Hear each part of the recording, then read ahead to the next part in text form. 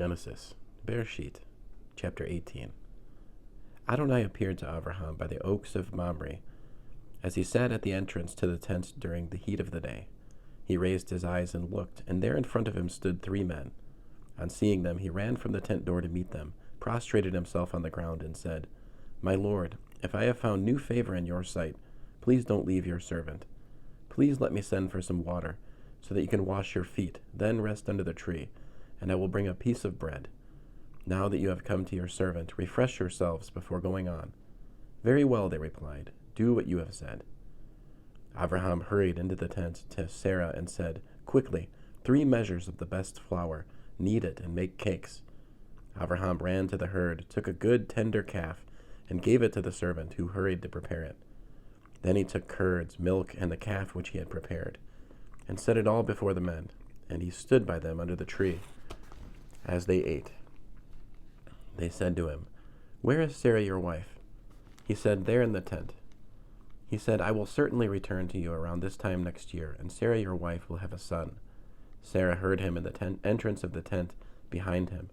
Avraham and Sarah were old, advanced in years. Sarah was past the age of childbearing. So Sarah laughed to herself, thinking, "I am old, and so is my Lord. Am I to have pleasure again?" Adonai said to Avraham, "Why did Sarah laugh and ask, 'Am I really going to bear a child when I am so old?' Is anything too hard for Adonai? At the time set for it, at this season next year, I will return to you, and Sarah will have a son." Sarah denied it, saying, "I didn't laugh," because she was afraid. He said, "Not so, you did laugh." The men set out from there and looked over toward Sodom, and Avraham went with them to see them on their way. Adonai said, "Should I hide from Avraham what I am about to do? Inasmuch as Avraham is sure to become a great and strong nation, and all the nations of the earth will be blessed by him.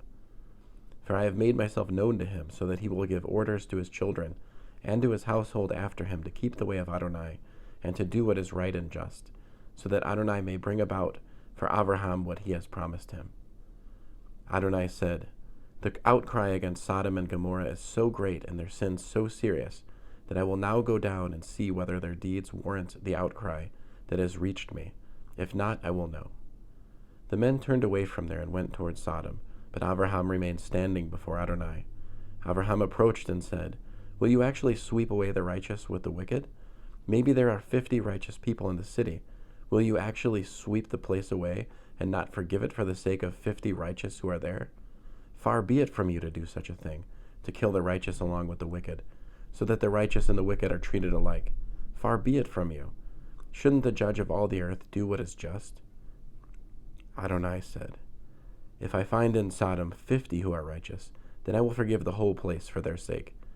Avraham answered, "Hear now, I, who am but dust and ashes, have taken it upon myself to speak to Adonai. What if there are 5 less than 50 righteous?" He said, "I won't destroy it if I find 45 there."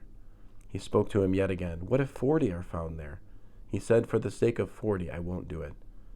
He said, "I hope Adonai won't be angry if I speak. What if 30 are found there?" He said, "I won't do it if I find 30 there." He said, "Hear now, I have taken it upon myself to speak to Adonai. What if 20 are found there?" He said, "For the sake of 20, I won't destroy it." He said, "I hope Adonai won't be angry if I speak just once more. What if 10 are found there?" He said, "For the sake of the 10, I won't destroy it." Adonai went on his way as soon as he had finished speaking to Avraham, and Avraham returned to his place. End of Genesis, chapter 18.